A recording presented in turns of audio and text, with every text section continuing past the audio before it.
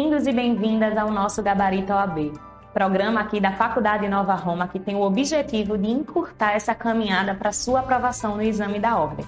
Aqui você vai encontrar conteúdos com as principais matérias que vão conseguir a sua aprovação na primeira fase. Não se esqueçam de, ao final, deixar o like, se inscrever na nossa página e deixar o seu feedback para que a gente possa cada vez mais melhorar esse conteúdo para vocês. Oi, gente, boa tarde, tudo bem? Eu sou a professora Tieta Bitu e estou aqui hoje para fazer com vocês algumas questões de direito administrativo nessa nova jornada do Gabarita, que é o Gabarita 2023.2, que busca auxiliar vocês no processo de revisão e familiarização com a prova da primeira fase da OAB. Então, sem mais delongas, para a gente poder aproveitar bem o tempo que a gente tem, vamos iniciar com a primeira questão. Vejam bem, é importante a gente estar atento a alguns detalhes na hora de resolver as questões da primeira fase da OAB. Então, em alguns momentos, eu vou chamar a atenção de vocês para situações que facilitam a chance, e aumentam as chances de vocês gabaritarem as questões. Então, vamos lá para a primeira questão. Josias e Januário são servidores públicos federais de alta hierarquia e estavam conversando sobre os problemas inerentes ao exercício de suas atribuições. Enquanto Josias estava extremamente exacerbado de trabalho e precisava delegar algumas de suas atribuições para não comprometer o funcionamento da atividade administrativa, Januário entende ser necessário avocar competência atribuída a órgão hierarquicamente inferior por questões excepcionais que são de extrema relevância para o interesse público. Considerando as circunstâncias narradas, em consonância com a Lei 9.784 de 99, assinale a alternativa correta. Gente, lembrar sempre, marca o que é que ele está pedindo, e aqui a gente tem que observar que a gente tem dois casos. Um caso que vai tratar sobre a delegação, que é o caso de Josias, e o outro caso que vai falar sobre a competência, que é o caso de Januário. Então, são palavrinhas chaves para a gente entender que a gente tem duas situações, certo? Para observar. Letra A. Josias poderá delegar verbalmente parcela de sua competência, considerando que esta é renunciável por servidor de alta hierarquia. Gente, verbalmente no direito, a gente tem que estar atento. Se tiver dúvida com relação a estar correta ou falsa, marca verbalmente, passa para a letra B. O importante, quando a gente está com alguma questão, quando a gente não tem segurança da falsidade da alternativa, é a gente passar para a seguinte, tentando sempre localizar esse erro. E aí, observem o outro aspecto.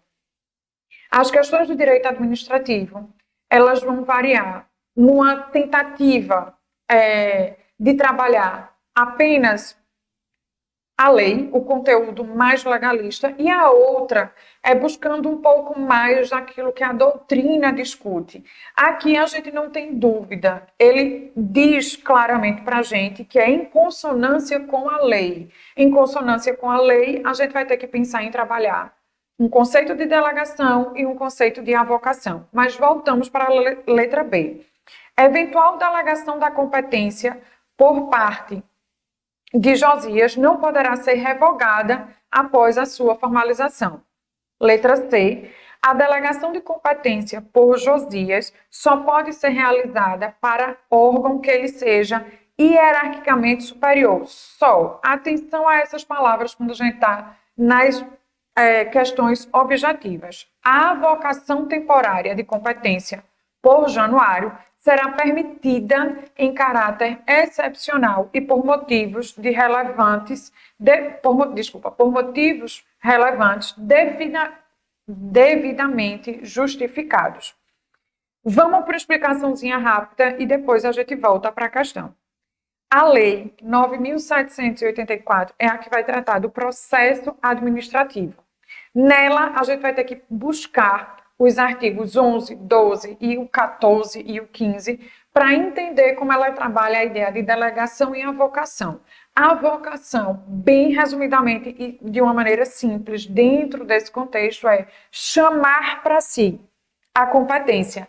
E a delegação é partilhar, transferir essa competência. Mas não é qualquer tipo de transferência. A lei vai orientar a gente como transfere. Então, vamos lá. No artigo 11, a competência é irrenunciável e se exerce pelos órgãos administrativos a que foi atribuída como própria, salvo os casos de delegação e avocação legalmente admitidos. Então, veja, a regra é que competência não é renunciável, mas a exceção dessa renúncia da competência vai acontecer em dois casos, no caso de delegação e no caso de avocação.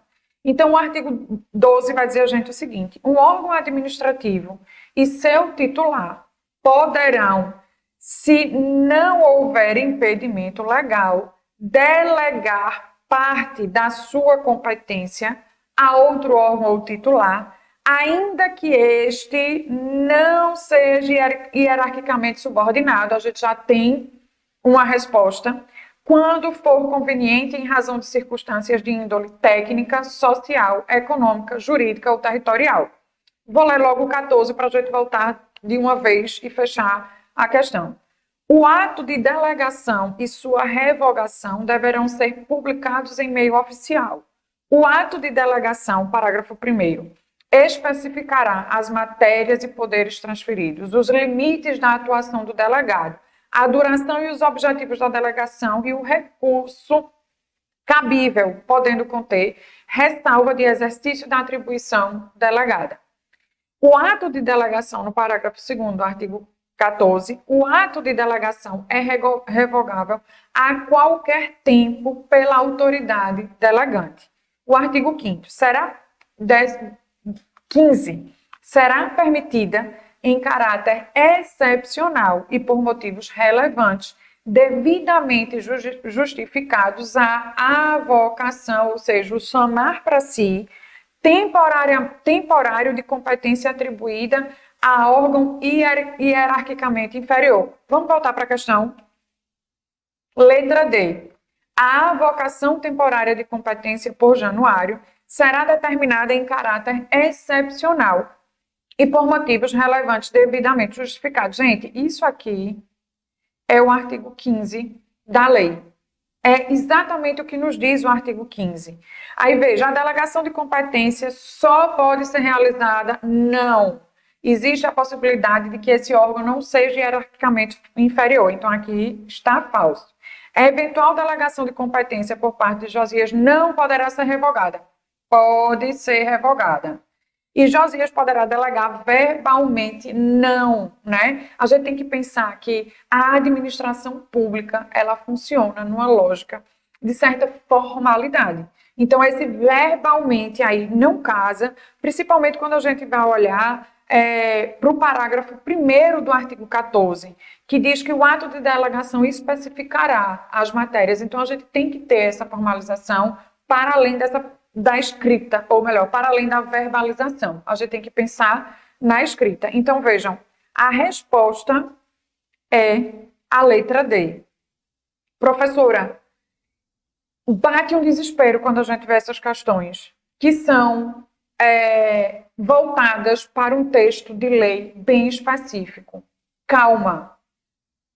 Vocês são capazes, inclusive, de responder uma questão dessa apenas pelo que vocês leram da lei. A gente não vai decorar a lei 100%, mas a gente compreende o conteúdo da lei e a gente compreende as definições e aí a gente consegue eliminar aquilo que é absurdo. O não poderá, o só, já seriam questões que a gente teria que olhar com atenção para verificar se ali existe um erro ou não. E existia, certo? Então, fiquem atentos a isso. E aí a gente vai para a segunda questão. O que é que a gente tem na segunda questão? O município alfa observadas as cautelas legais, instituiu servidão administrativa sobre o imóvel de propriedade de Gabriel, com a finalidade de instalar postes e fios de energia elétrica, com o escopo de regularizar o serviço de iluminação pública na localidade. Então, o que é que a gente de cara já observa? Uma situação de intervenção do Estado na propriedade privada. Diante das circunstâncias do caso concreto, em especial pelo grande espaço cuja utilização é necessária para a manutenção de equipamentos instalados, verifica-se de forma incontroversa que Gabriel sofreu efetivo dano no patrimônio, no direito de propriedade. Para melhor compreender o regime jurídico próprio dessa matéria de indenização, Gabriel contratou você como advogada.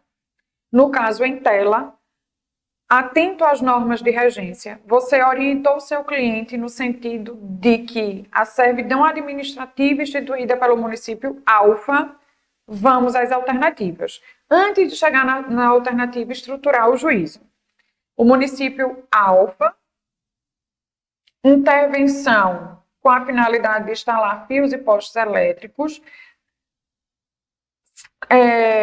A gente tem um dano, né? Um dano não, desculpa, mas é uma utilização de um grande espaço do terreno de Gabriel, que aí ele fala do dano depois, sofreu dano no direito de sua propriedade. Para melhor compreender o regime jurídico dessa modalidade de intervenção na propriedade, ele pede auxílio ao advogado. Quais são as consequências dessa servidão dentro da propriedade no contexto de dano? Aí o que é que a gente vai observar? Enseja o pagamento de indenização se houver dano comprovado. Gente, esse é o tipo de questão que a gente não erra. Se a gente tiver frieza na hora de ler a questão, se a gente tiver tranquilidade na hora de observar a questão, a gente pode não lembrar a definição específica de todas as modalidades de intervenção do Estado na propriedade privada, mas a gente acerta uma questão como essa. O dano é incontroverso, a própria questão diz. A própria questão vai definir o que é servidão. Então, não existe uma preocupação da gente que está resolvendo a questão com relação a isso. O que ele quer é a orientação, no sentido do que decorre dessa servidão administrativa. Enseja o pagamento de indenização se houver dano comprovado. O dano é comprovado. É incontroversa essa questão. A questão já diz, a questão 2 deixa claro que existe um dano. Então, veja, de cara a gente já sabe que essa é a resposta da questão, mas vamos analisar o que tem nas outras para vocês entenderem que, independente de dominar todo esse conteúdo nas suas minúcias, vocês são capazes de resolver a questão. Ocorre com prazo determinado, podendo ser prorrogada mediante prévia indenização. Vejam, a gente tem que saber ler a questão. A gente volta e diz o seguinte: no caso em tela, atento às normas de regência, você orientou seu cliente no sentido de que a servidão administrativa instituída pelo município Alfa ocorre por prazo determinado, podendo ser prorrogada mediante prévia indenização. Veja, prévia indenização e intervenção, a gente só sabe que só acontece em uma situação, que é a mais especial de todas, né? Aquela que a gente está sempre ligado, que é a da desapropriação. Ostenta natureza, e aí volta, você vai orientar o seu cliente no sentido de que a servidão administrativa ostenta natureza de direito pessoal da administração pública, que prescinde o registro no cartório de registro de imóveis e ocorre mediante indenização em títulos da dívida pública. Também não estamos tratando de servidão quando falamos dessa forma. Tem por pressuposto a necessidade ou utilidade pública, por interesse social, e deve ocorrer mediante justa e prévia indenização em dinheiro. Isso aqui é também desapropriação. Então, nos resta a letra A, que tá na questão. Ele fala que o dano é incontroverso. O dano já existe. A comprovação desse dano é a mera ilustração, certo? E aí, só para poder ajustar o juízo de vocês, uma rapidíssima revisão, desapropriação das modalidades de intervenção do Estado na propriedade privada. A gente vai ter a desapropriação, que falamos dela bastante, inclusive quando estávamos resolvendo a questão, a servidão, que é o que acontece, a requisição administrativa, a ocupação temporária, a limitação e ainda botamos aqui o tombamento. Então, leiam, são pontos para fazer vocês reavivarem na memória o que é mais importante de cada uma dessas, mas o que a questão cobrava de vocês era a servidão administrativa. Na servidão, e como a questão bem mostrou, o proprietário não perde o seu bem. As restrições são para viabilizar obras e serviços de interesse coletivo, a instalação de uma questão elétrica, não havendo limite temporal. A questão falava lá de um limite temporal, inclusive de uma indenização por conta disso. Os danos comprovados, o Estado deverá indenizar. Se houver dano, o Estado deve indenizar. Então, não há dificuldade, estamos falando da servidão administrativa, certo? Então, seguindo, agora vamos para a terceira questão. Mateus e Geraldo foram presos em decorrência de sentença penal com trânsito em julgado. Aí você vai dizer, misericórdia, professora, é administrativo ou direito penal? Calma, criatura.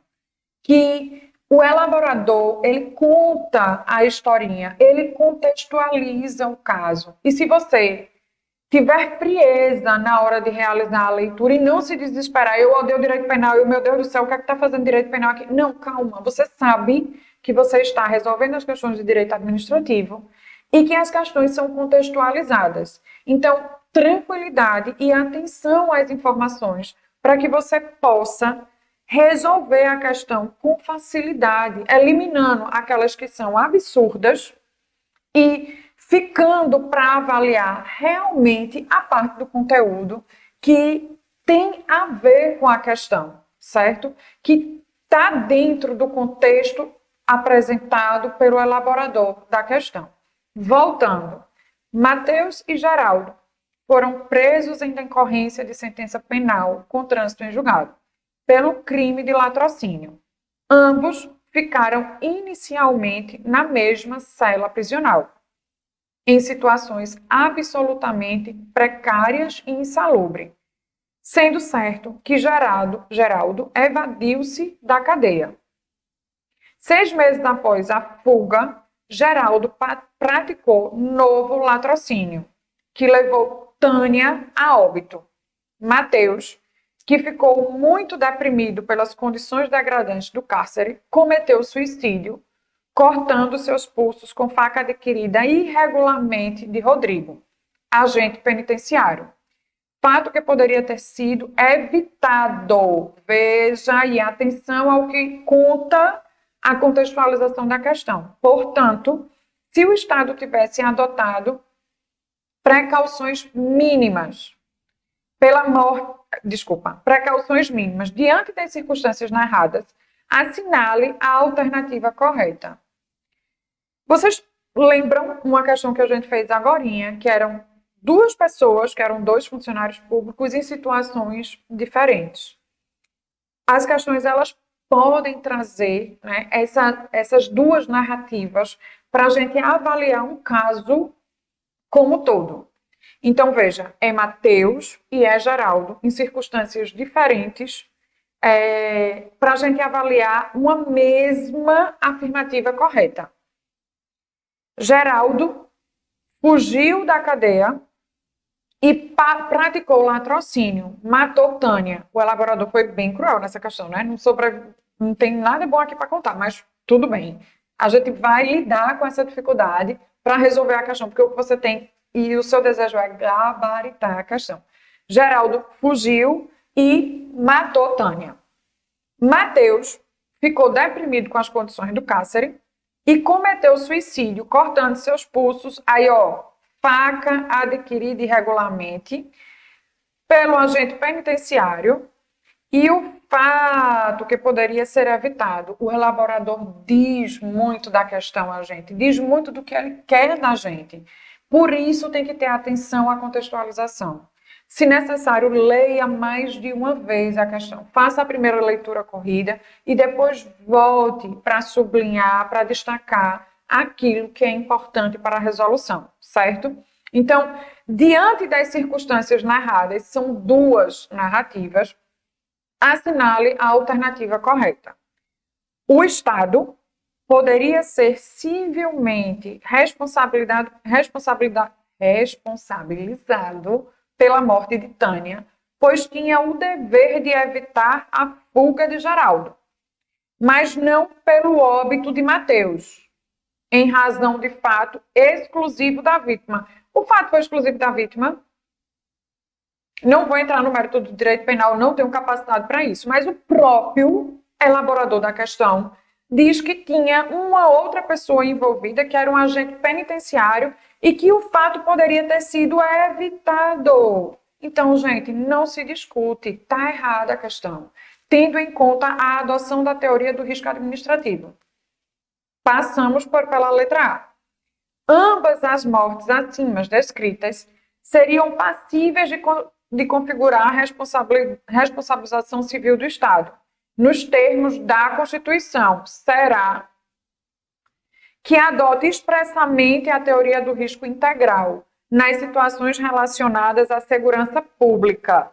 Não, né, gente? Não falamos da teoria do risco integral aqui não, viu?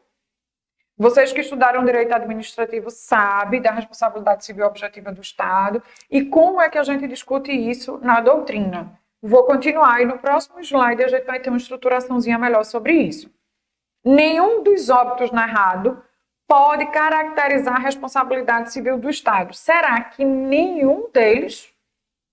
Na medida em que, nas hipóteses da omissão do Estado, deve ficar caracterizado o elemento culpa, imprescindível no âmbito da teoria do risco. De novo, estamos falando aqui, ó, do risco administrativo.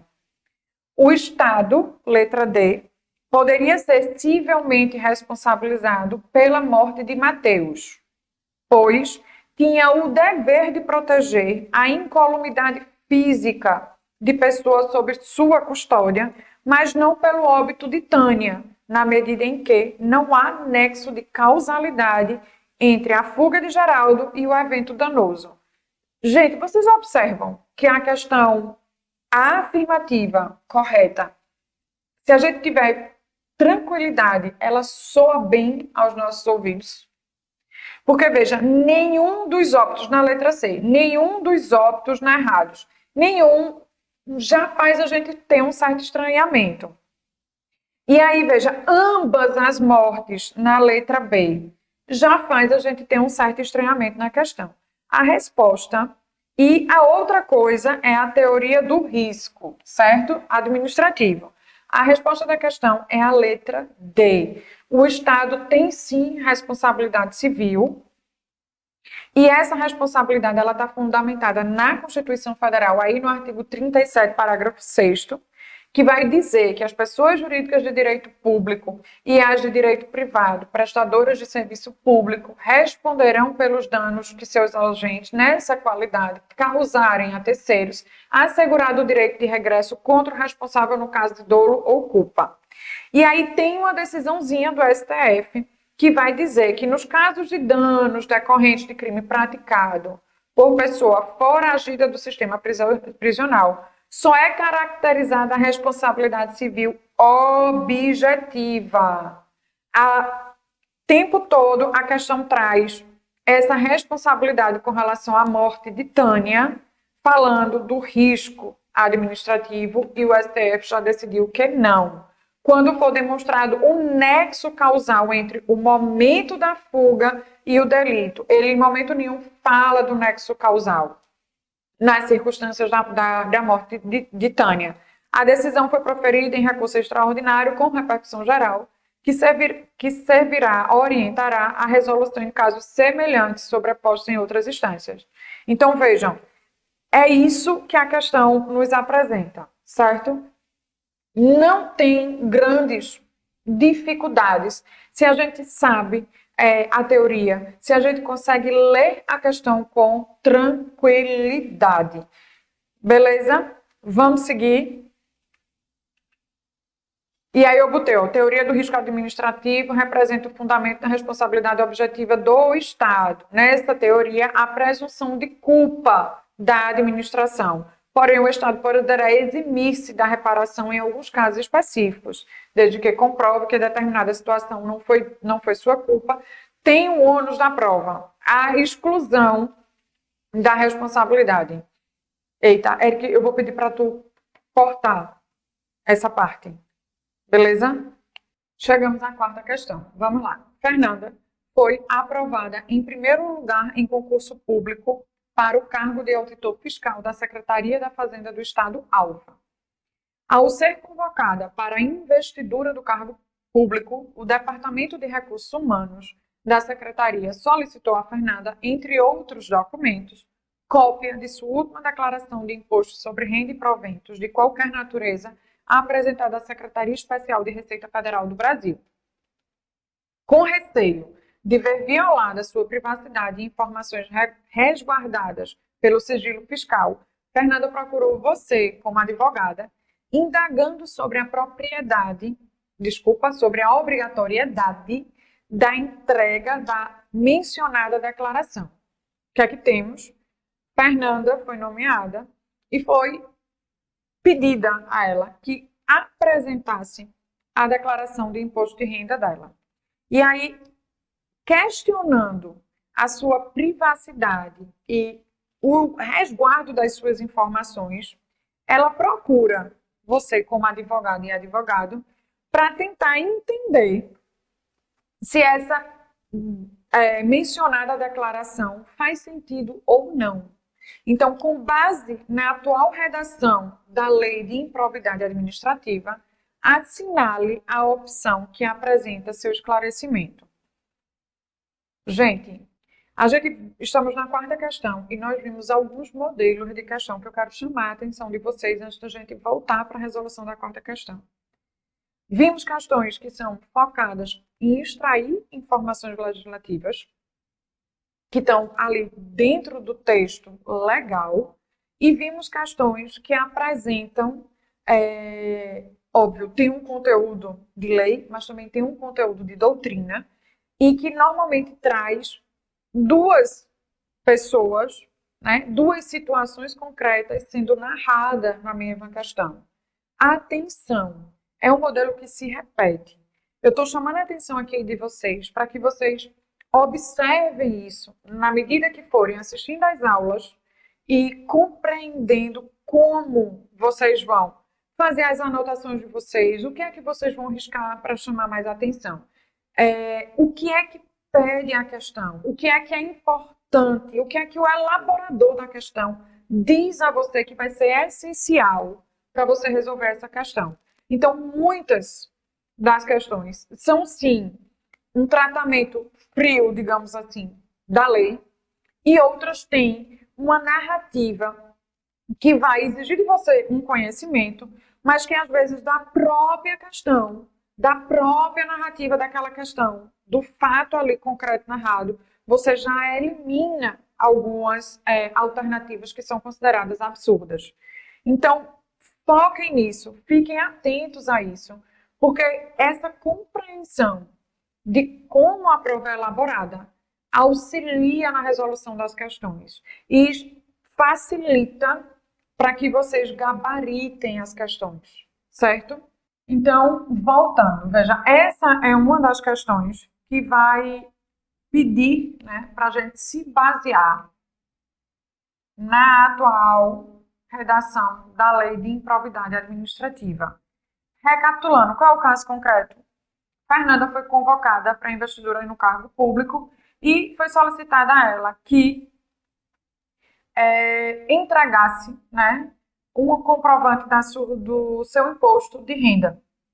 E aí ela indaga você, enquanto advogado, sobre a obrigatoriedade da entrega diante de uma possibilidade de violação da privacidade e das informações resguardadas pelo sigilo fiscal. O que é que a gente tem?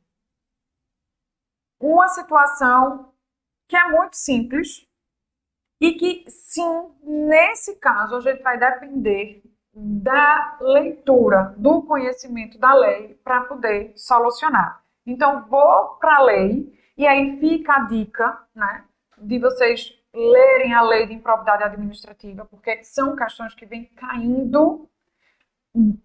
E aí eu chamo a atenção de vocês, mais uma vez, que vimos até agora.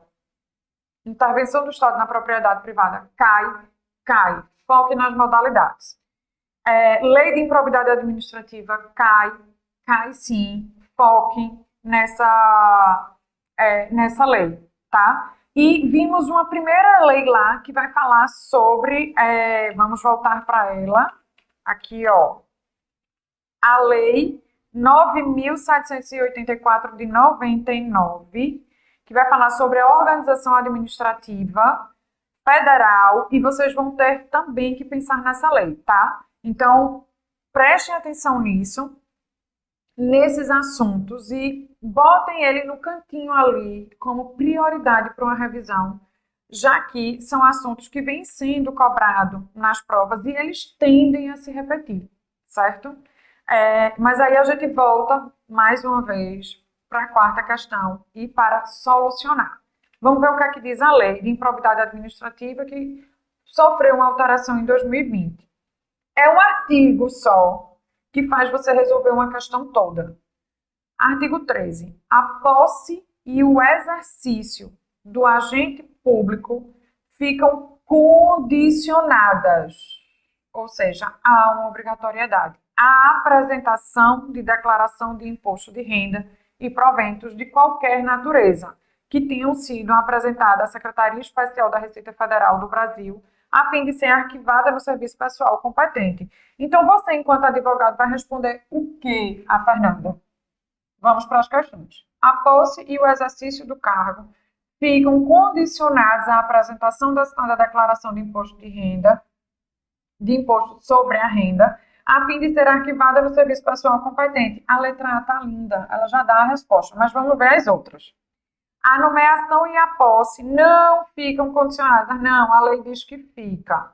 A nomeação, a posse e o exercício. Veja, a gente diz que a posse e o exercício já estão condicionados. E aí, uma observação. A própria questão diz que ela foi chamada para a investidura do cargo. Então, a gente pode entender que já houve uma nomeação. O que não faria sentido a gente pensar na letra B, na letra C ou na letra D. Se ela já foi convocada para a investidura do cargo público, ela foi nomeada. Então, a gente já pode interpretar que a nomeação não está vinculada à obrigatoriedade de apresentar um imposto sobre a renda. A resposta é a letra A. Ok, meus amores. Vamos seguir para a quinta questão. Quinta questão. Túlio era servidor público federal, falsificou documentos para, de má fé, obter a sua aposentadoria por tempo de contribuição junto ao regime próprio de previdência social, famoso alma-sabosa. Por não ter sido verificado o problema dos documentos, o pedido foi deferido pelo órgão competente de origem e, pouco depois, registrado pelo Tribunal de Contas da União, que não verificou o embuste e não conferiu oportunamente oportunidade de manifestação para Túlio. Ocorre que 6 anos de má-fé, certo? Após o aludido registro, a Corte de Contas tomou conhecimento do ardil de Túlio e da nulidade dos documentos apresentados, porque Túlio apresentou documentos falsos, razão pela qual instaurou processo administrativo para fins de anular o registro promovido em dissonância com o ordenamento jurídico. A aposentadoria foi concedida, porém, com base numa documentação falsa. E aí, o que se tenta é justificar que há, nesse caso, uma dissonância com o ordenamento jurídico. Diante dessa situação hipotética, aponte a assertiva correta. Letra A. A conduta do Tribunal de Contas foi irregular, na medida em que a aposentadoria de Túlio é ato administrativo simples, que não deveria ter sido submetida ao registro perante a Corte de Contas. Seguindo, o exercício da autotutela para fins de anular a aposentadoria de Túlio não está fulminado pela decadência, diante da sua má-fé. C. O registro da aposentadoria de Túlio foi irregular, pois dependia da garantia da ampla defesa e do contraditório perante o TCU. Letra D. A anulação da aposentadoria não é mais viável, considerando que, transcorrido o prazo prescricional de 5 anos para o exercício da pretensão. Gente, essa questão tem um monte de informaçãozinha que a gente precisa estruturar. Ato administrativo simples, não. O entendimento é de que é um ato administrativo complexo. É preciso contraditório e ampla defesa? Sim. A gente considera o prazo prescricional de até 5 anos. Vamos verificar na lei. É uma questão que está ali, dentro da ideia de controle da administração pública. O que é que a gente tem esquematizado aqui para poder ajudar na revisão e a solucionar a questão? Primeiro, jurisprudência estabelecida sobre a matéria. A aposentadoria do servidor público se trata de ato complexo. Só se completaria com a sua análise pelo Tribunal de Contas da União. E aí aqui, só para vocês voltarem e saberem direitinho a função e a competência do Tribunal de Contas da União, eu boto o artigo. A Lei 9.784 de 99, que regula o processo administrativo no âmbito da Administração Pública Federal. Vimos essa lei lá na primeira questão, então vejam, ela é recorrente, vale a pena revisar a lei. No artigo 54 diz: o direito da administração de anular atos administrativos de que decorrem efeitos favoráveis para os destinatários decai em 5 anos. Não temos que falar em prazo prescricional. Contados da data em que foram praticados, salvo comprovada má-fé. Acho que a gente já sabe qual é a resposta. Parágrafo 1º. No caso de efeitos patrimoniais contínuos, o prazo de decadência contar-se-á da percepção do primeiro pagamento. Considera-se exercício do direito de anular qualquer medida de autoridade administrativa que importe impugnação à validade do ato. E a súmula 3 do STF, que vai nos dizer o seguinte: nos processos perante o Tribunal de Contas da União, asseguram-se o contraditório e a ampla defesa, quando da decisão puder resultar anulação ou revogação de ato administrativo que beneficie o interessado, excetuada a apreciação da legalidade do ato de concessão inicial da aposentadoria, reforma e pensão. Então, voltando para a questão, o TCU foi irregular na medida em que a aposentadoria de Túlio é ato administrativo simples. Não, a gente já sabe que é complexo, segundo o entendimento do STF. O exercício da autotutela para fins de anular a aposentadoria de Túlio não está fulminado pela decadência diante da sua má-fé. Gente, é o que a gente tem aqui no caput do artigo 54. Só se conclui o prazo decadencial de 5 anos quando a gente pressupõe que todo o processo foi legítimo e que não houve má-fé. Não é o caso. O elaborador da questão diz logo na primeira linha que houve falsificação e má-fé para obter a aposentadoria.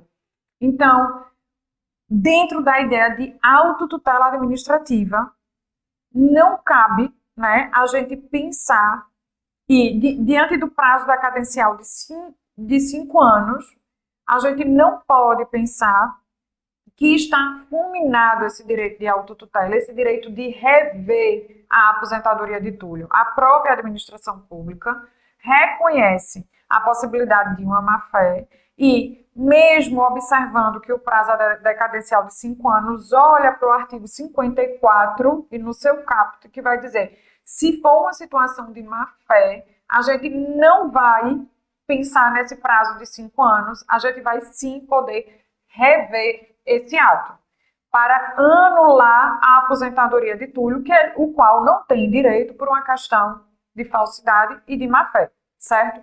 Então, a resposta para a nossa questão é a letra B. O registro da aposentadoria de Túlio foi irregular? Não foi, porque quando a gente vê na lei, ou melhor, na súmula 3, a gente vai entender o que é que está dizendo o STF. A anulação da aposentadoria não é mais viável de forma alguma. Considerando o decorrido prazo prescricional, a gente não fala de prescrição aqui, então a resposta é a letra B. Beleza? Vamos seguir.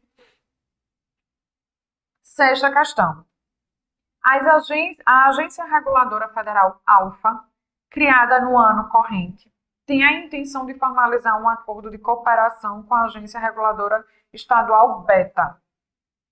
O órgão visa a descentralização das atividades normativas, fiscalizatórias, sancionatórias e arbitrárias, com o intuito de conferir maior eficiência à atuação das duas entidades. Gente, essa questão remete a gente àquele assunto lá da organização administrativa, né? Descentralização, concentração, como é desconcentração, tudo isso visando conferir uma maior eficiência. Então, vejam que os conceitos que a gente aprende, eles não são perdidos, embora a questão aqui diz, né, que quer a alternativa correta à luz do que dispõe a Constituição Federal e a lei específica que trata sobre o tempo. Professora, não faço ideia dessa lei. Tenho pavor à ideia de agência reguladora. E, meu Deus do céu, se eu cair uma questão dessa na minha prova, eu não sei o que é que eu faço, não. Eu sei o que é que você vai fazer. Você vai respirar, vai dizer assim, não vou me desesperar e tenho condições, pelo que eu estudei de direito administrativo, sim, de responder e gabaritar essa questão. A Agência Reguladora Federal está aqui, né, minha gente? A agência estadual está aqui embaixo. É uma questão de descentralização para conferir maior eficiência. Vamos ler as questões, ver se eu já tenho capaz de responder ou não. E depois eu mostro a lei para vocês. O acordo de cooperação poderia ter por objeto a delegação de competência normativa da agência ALFA. Inclusive, a gente já viu questão aqui sobre delegação de competência, né? Suspende. Letra B. A execução da fiscalização do objeto de delegação pela agência BETA. A execução da fiscalização pela agência BETA, por ser a agência estadual, não precisa observar normas federais pertinentes. Gente, a gente está falando de uma descentralização. A gente está falando de uma situação onde a estrutura hierárquica permanece.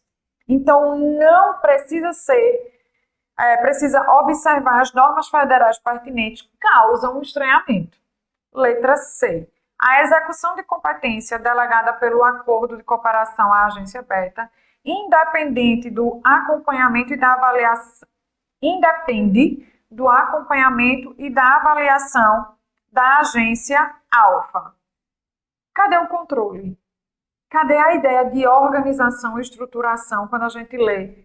Não precisa e independe. A agência ALFA, havendo delegação de competência permanecerá como instância superior e recursal das decisões tomadas no exercício da competência delegada à agência beta. Lembra que eu falei que a questão verdadeira é quando a gente está encarando a prova com uma certa frieza e pensando na estratégia de gabaritar as questões, ela soa bem, porque veja, a B diz não precisa observar, mas a gente já viu que a questão vai falar de descentralização, a questão vai falar de uma estruturação para maior eficiência, como não pensar em fiscalização, como pensar em total independência, né? Dentro dessa questão. Então, gente, vejam, só para a gente poder ter uma ideia da lei, mas voltando aqui, já entendendo que vocês seriam capazes de responder essa questão, vamos dar uma olhada na lei. A Lei 13.848, que ele fala na questão, ela dispõe sobre gestão, a organização, processo decisório e controle social das agências reguladoras. Uma lei bem, se a gente for pensar em todo o conteúdo da administração, do direito administrativo, é uma lei mais específica, mas está aqui para, mais uma vez, eu reforçar com vocês a necessidade de, sim, olhar para algumas leis, certo? Revisar algumas leis. Então, no artigo 34 dessa lei, a gente vai ter o seguinte: as agências reguladoras de que trata esta lei poderão promover a articulação de suas atividades com agências reguladoras ou órgãos dos estados, do Distrito Federal e municípios, nas respectivas áreas de competência, implementando-a a seu critério e mediante acordo de cooperação, a gente viu sobre acordo de cooperação, a descentralização de suas atividades fiscalizatórias, sancionatórias, arbitrárias, exceto quando a atividade do Sistema Único de Saúde, que observar o disposto em legislação própria. Parágrafo, é vedada delegação de competências normativas. A execução da agência reguladora ou órgão de regulação estadual, distrital e municipal das atividades delegadas serão permanentemente acompanhadas, avaliadas pela agência reguladora federal nos termos do respectivo acordo. Com isso aqui, a gente já fecharia a questão, mas vou ler o parágrafo 4º. Na execução das atividades de fiscalização, objeto de delegação, as agências reguladoras ou o órgão regulador estadual, distrital e municipal que receber a delegação observará as normas legais e regulamentares federais pertinentes. É isso o que a gente encontra na questão. Então, veja, não há dúvidas que a agência ALFA, havendo delegação de competência, permanecerá como instância superior e recursal das decisões tomadas no exercício da competência delegada à agência beta. A resposta da nossa questão é a letra D, ok? E aí a letra A, ó, a lei também fala para a gente claramente, porque ele trata de competência normativa. Competência normativa, nesse caso, e olhando para a lei que vai regular essas cooperações, não cabe, certo? O que se delega são as fiscalizações, as ações sancionatórias e as arbitrárias, mas as normativas, não. Então, a resposta da nossa questão é a letra D. Chegamos na 7ª. O município Gama almeja realizar licitação. Misericórdia, professora, tá caindo em licitação? Cai, amor. Mas calma. O que cai de licitação é aquilo que está lindo e bem estruturado na nova lei. Aquelas questões que estão sendo discutidas, polemizadas e tal, não vão ser cobradas. Então, pense o seguinte, que você tem que estudar a licitação e que você vai ter que ler o que está o que foi modificado e o que permanece na nova lei, compreendendo que não será a questão mais controvertida que vai ser cobrada na prova. É aquilo que é batido como estar na lei, a gente já está utilizando e é isso o que cai na prova, certo? Então, o município Gama almeja realizar licitação para a escolha de um projeto urbanístico de cunho técnico especializado, de natureza preponderantemente cultural para revitalização de seu centro histórico. Município, centro histórico, revitalização, projeto urbanístico de cunho técnico especializado. Para tanto, fez publicar o respectivo edital com as especificações determinadas por lei, sobre a hipótese, segundo a nova lei, né, de licitações, assinale a afirmativa correta. Vamos lá, com calma. Letra A. O vencedor da licitação deve ceder ao município Gama os direitos patrimoniais relativos ao projeto e autorizar sua execução conforme juízo de conveniência e oportunidade das autoridades competentes. Conveniência e oportunidade nos lembra aquela palavrinha de discricionariedade, né? Que é importante vocês darem uma olhada também sobre isso. Na letra B, suspende a letra A. Letra B. A elaboração do projeto técnico mencionado corresponde a serviço comum, de modo que a modalidade de licitação aplicável pelo município Gama é o pregão. Minha gente, veja, ele mesmo disse que era de cunho técnico especializado. Você não leu nada da lei nova. Você não sabe nada sobre pregão. E aí ele diz aqui que é serviço comum. Não é. Essa questão já está falsa. Essa alternativa está falsa. Ele pediu a gente a afirmativa correta. A modalidade de licitação a ser utilizada pelo município Gama é o diálogo competitivo. Aí você, meu Deus, e agora tem isso, é? Tem, mas calma. Porque a nova lei de licitação não prevê o concurso. Quem disse que o concurso deixou de existir? A gente sabe que não. Quem leu a lei nova sabe que não. A licitação, você pode até não saber tudo da lei, mas as modalidades você vai ter que parar para estudar, parar para revisar, certo? Combine isso comigo, porque com certeza é uma questão da prova. A licitação deverá ser realizada como concurso público de provas e títulos. Veja que loucura, elaborador. Tal como ocorre com a admissão de pessoal para fins de remunerar o projeto vencedor. Ele misturou tudo, não foi? Resolveu pegar aquela criatura que descompensou quando estava lendo e visto, meu Deus, é a lei nova de licitação. Pronto, essa pessoa, ela vai ter dificuldade para encarar o que é absurdo. Gente, corresponde a serviço comum absurdo, né? A letra C você até podia ficar assim, mas se você estudou, você sabe que concurso continua lá como a modalidade. A licitação deverá ser realizada como concurso público de provas e títulos. Não, amor, não mistura os assuntos não. Aqui a gente vai pensar lá em servidores públicos e tal, e tal, e tal. Não tem nada a ver com nada. Professora, pelo menos ia ter uma chance de 50-50 se eu não estudei nada, né?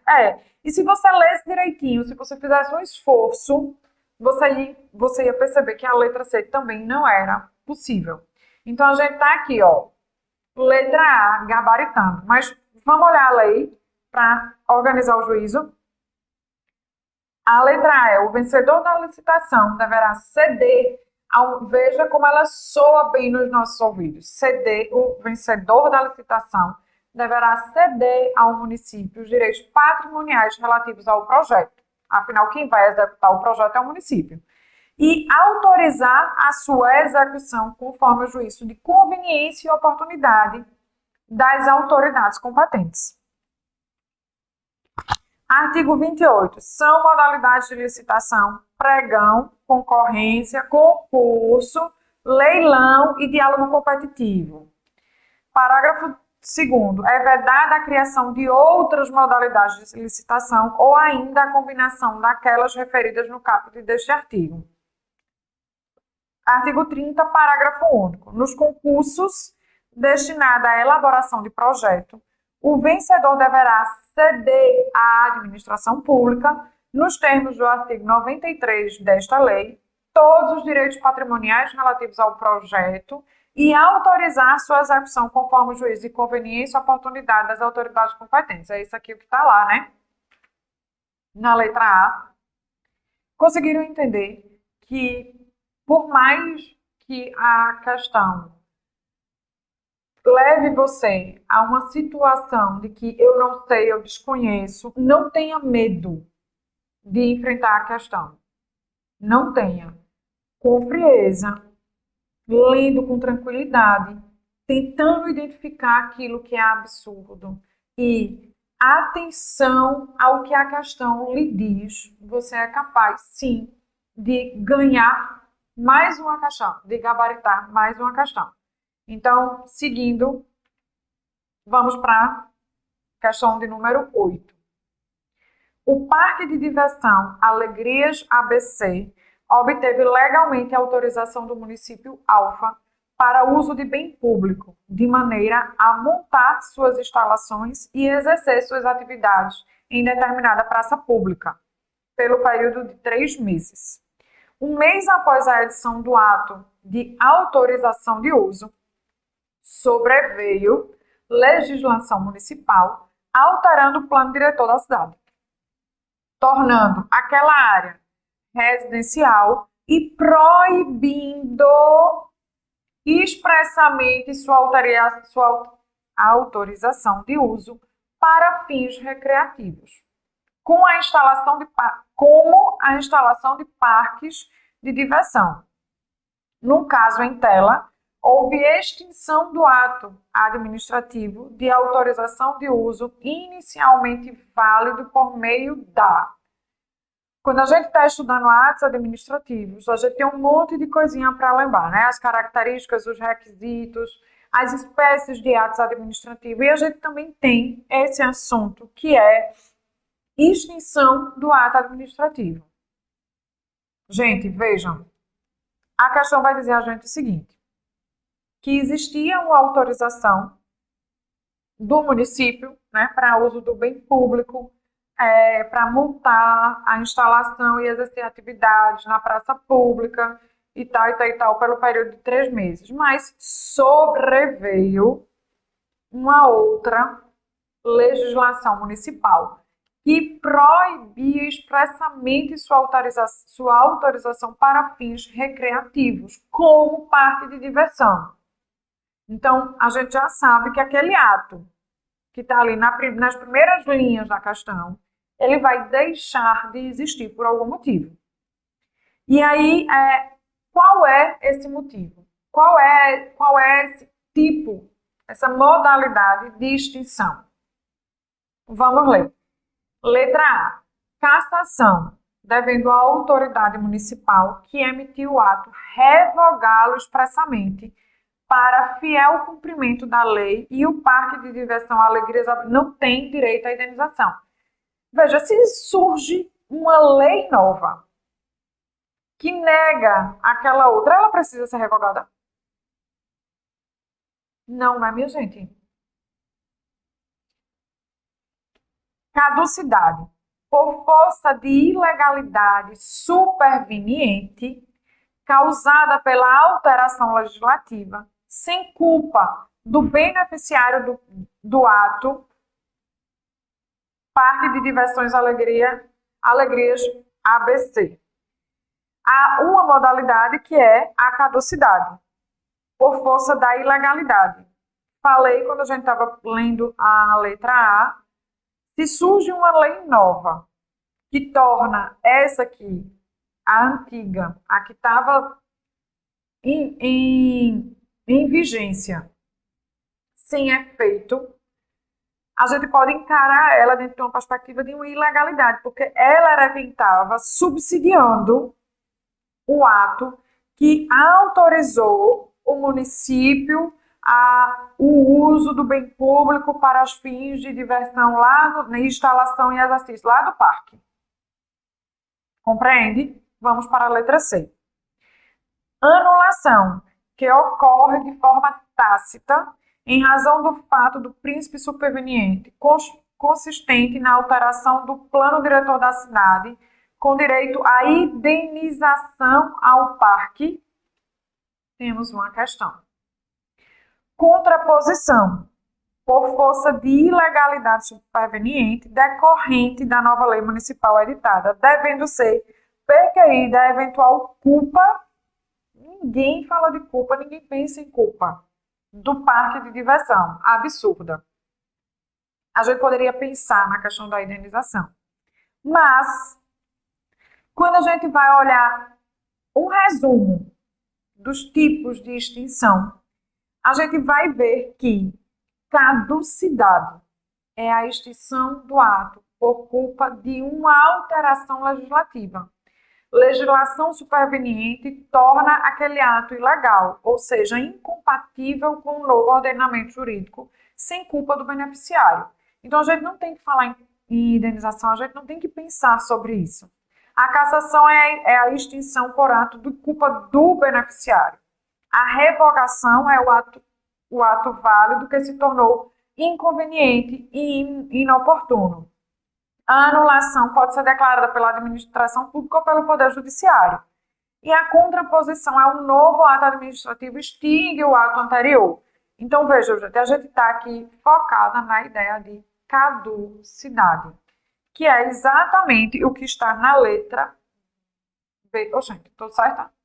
Não, peraí. Na letra B, tá certo, professora. Na letra B, caducidade por força de ilegalidade superveniente. Ok, indenização aqui não existe. Beleza? Vamos para a nona questão. Então, atenção. Atos administrativos cai também na prova, tá? A gente não pode esquecer deles. Questão 9. Há muitos anos, Bruno invadiu sorrateiramente uma terra devoluta indispensável à defesa de fronteira, que já havia sido devidamente discriminada. Como não houve oposição, Bruno construiu uma casa na qual passou a residir com sua família, além de usar o terreno subjacente para a agricultura de subsistência. A União, muitos anos depois do início da utilização do bem por Bruno, promoveu sua notificação para desocupar o imóvel e em decorrência de sua finalidade de interesse público. Na qualidade de advogada consultada por Bruno, assinale a alternativa correta.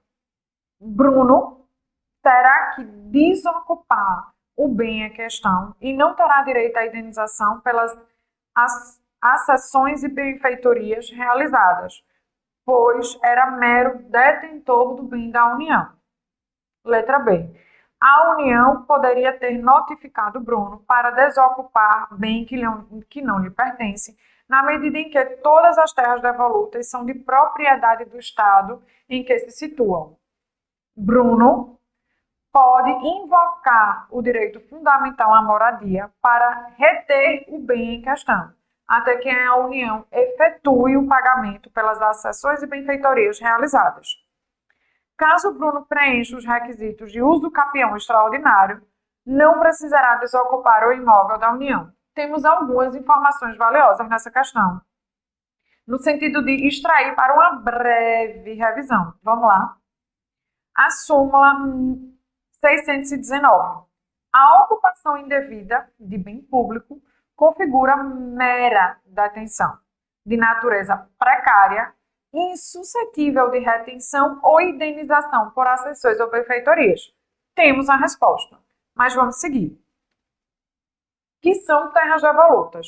São terras públicas sem destinação pelo poder público, embora sejam públicas, e que em nenhum momento integram o patrimônio de um particular. Terras devolutas não integram o patrimônio de particular, ainda que estejam irregularmente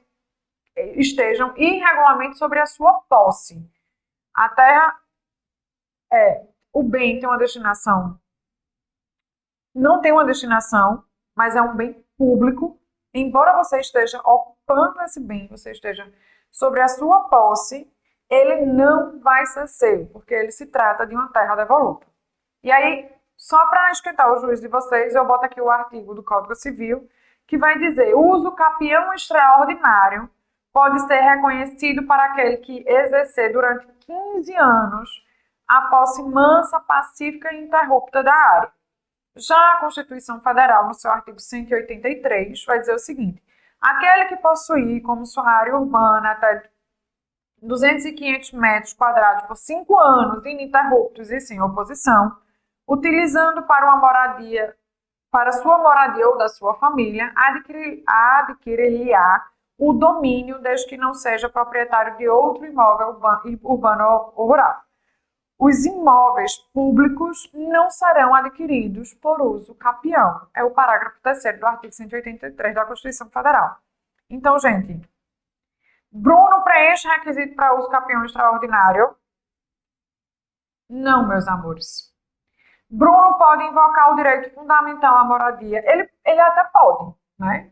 Mas a gente sabe que se trata, como a questão mesmo diz, de um bem que é da União. Então, até que a União efetue pagamento, não tem. A súmula diz a gente que ele não vai ter, né, esse retorno pelas acessões e as benfeitorias. A União não poderia ter notificado o Bruno para desocupar o bem. Como não poderia? O bem não é da União. Então, a resposta é a letra B, que está em consonância com o que diz a súmula. Bruno terá que desocupar o bem em questão e não terá direito à indenização pelas acessões e benfeitorias realizadas, pois era mero detentor do bem da União, certo? Gabaritamos também a letra A. Professor, é uma questão muito difícil de fazer. Veja, você poderia não fazer noção da súmula, mas há situações aqui que de cara a gente estranha, a gente desconsidera como afirmativa correta. A resposta da questão é a letra A. E aí, os comentáriozinhos breves e partimos para a nossa última questão, que vai dizer: Amadeu, assim que concluiu o ensino médio, inscreveu-se e foi aprovado em concurso público para o cargo de técnico administrativo do quadro permanente de determinado Tribunal Federal, cargo em que alcançou a estabilidade após o preenchimento dos respectivos requisitos legais. Enquanto estava no exercício das funções desse cargo, Amadeu cursou e concluiu a Faculdade de Direito, razão pela qual decidiu prestar concurso público e foi aprovado para ingressar como advogado de certa sociedade de economia mista federal, que recebe recursos da União para o seu custeio geral. Diante dessa situação hipotética, assinale a alternativa correta. Amadeu poderá acumular, sério mesmo, minha gente, o cargo no tribunal com o emprego da Sociedade de Economia Mista Federal, se houver compatibilidade de horários? Não. O artigo 37 da Constituição vai dizer a gente quais são essas situações e não é o caso de Amadeu. A gente vai ver lá na frente. A estabilidade já alcançada por Amadeu estende-se à Sociedade de Economia Mista. Então, quer dizer, você passa no concurso, fica ali, aí se torna estável, cumprir todos os requisitos, né, para a estabilidade. E quando você passar em outro concurso, você carrega esse tempo com você? Também não, né? Tem algo errado aqui. Amadeu, ao ser contratado pela Sociedade de Economia Mista, continua submetido ao teto remuneratório do Serviço Público Federal. A gente está falando Tribunal Regional Federal. A gente falou de uma Sociedade de Economia Mista Federal com custeio da União. E aí? Vamos ler a letra D? Amadeu poderia ser transferido para integrar os quadros da Sociedade de Economia Mista sem a realização de concurso público? Não, né, amor? Então, a gente sabe que a resposta é a letra D. Amadeu, ao ser contratado pela Sociedade de Economia Mista, continua submetido ao teto remuneratório do Serviço Público Federal. Óbvio, ele vai continuar dentro da estrutura pública federal. Veja que o elaborador, quando ele constrói essa alternativa, ele dá a gente uma falsa sensação de que ele não vai mais se submeter, mas ele continua submetido, porque as instâncias são instâncias federais igual, certo? E é isso que ele quer. É muito simples o que ele pede para você assinalar como correto nessa questão. E aí, por isso eu digo a vocês, é preciso frieza, é preciso respirar fundo para a gente resolver algumas questões que aparentemente são complexas. Ou quando vão exigir de você algo muito extremo e muito absurdo, que não é o caso. Todas as questões que a gente verificou aqui são questões que têm uma contextualização a ser observada. É importante vocês terem atenção na leitura, mas elas não são questões impossíveis de se gabaritar. Vamos ver os comentários na questão 10 só para estruturar o juízo. Artigo 37, inciso 16. É vedada a acumulação remunerada de cargos públicos, exceto quando houver compatibilidade de horários. A de 2 cargos de professor, a de 1 cargo de professor com outro técnico e científico e a de 2 cargos privativos de médico. Amadeu era o quê? Funcionário do Tribunal Federal e depois foi trabalhar na Sociedade de Economia Mista Federal. Então, não é o caso de Amadeu. A estabilidade é referente ao cargo e não ao serviço público. Então, se Amadeu antes exercia um cargo em determinado Tribunal Regional Federal e depois ele vai exercer na Sociedade de Economia Mista Federal, ele zera a brincadeira dele, certo? Com relação à estabilidade. A súmula vinculante 14.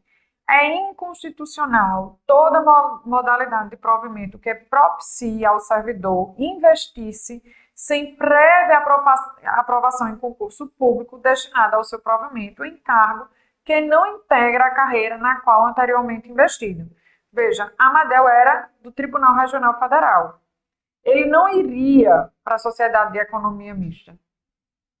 Pelo que diz a súmula, a súmula 43 é inconstitucional essa modalidade de provimento, tá? Então, o que aconteceu com o Amadeu foi o correto. Ele prestou um novo concurso público e aí se vincula a um novo cargo público e aí ele vai ter que conquistar essa estabilidade e o máximo que a gente vai poder dizer dentro do contexto dessa questão é com relação ao subsídio e ao teto remuneratório, certo? Qual é o teto remuneratório que ele está submetido. Beleza, gente? Vejam. Espero demais ter colaborado com vocês. Tive uma preocupação de enaltecer e reforçar a necessidade de revisão de alguns conteúdos que caem. Então, a gente tem que pensar em servidores públicos, a gente tem que pensar em atos administrativos, a gente tem que pensar naquela perspectiva do controle da organização administrativa, a gente vai ter que ler as leis de improbidade, a lei de licitação e a lei que vai regulamentar a organização e estruturação da administração pública, como a gente viu, que são as que mais caem, são questões que caem com certeza na prova. Pelo menos é o que a gente, quando estrutura essas aulas, a gente traz para vocês um panorama das últimas provas. Então, não deixem de fazer essa revisão, não deixem de estudar, que são questões que vocês podem fazer. Vejam com calma todas as observações de estrutura de enunciado, como é que o elaborador trabalha, que vocês não podem se desestabilizar emocionalmente diante daquilo que parece muito complexo, porque às vezes a resposta está ali. E aí basta você ter essa frieza e usar dessa estratégia para poder gabaritar as questões, para além do conhecimento, óbvio, né, meus amores? Então, vejam, desejo a vocês uma boa prova. Lembrem-se dessas vozinhas de que, procura o que é falso, aquilo que é absurdo, fique atento ao enunciado das questões na hora da prova, tenham tranquilidade na hora de realização da prova, confiem na capacidade de vocês, no que vocês estudaram e na trajetória de vocês, né? A OAB é sim a prova da ordem é sim uma prova passível de ser realizada e a OAB é sim um lugar para vocês estarem. Então, vão nessa fé, acreditando em vocês que tudo vai dar certo.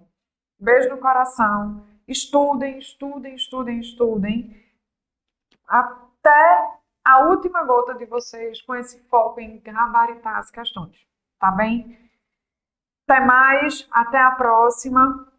Um abraço grande e é isso. E aí, gostaram da aula? Se sim, deixa aqui o seu like. Não esqueça de deixar o seu feedback nos comentários e ativar o sininho para receber todas as notificações. E também para estar atenado em todas as informações do Gabarito AB, siga a Faculdade Nova Roma nas redes sociais.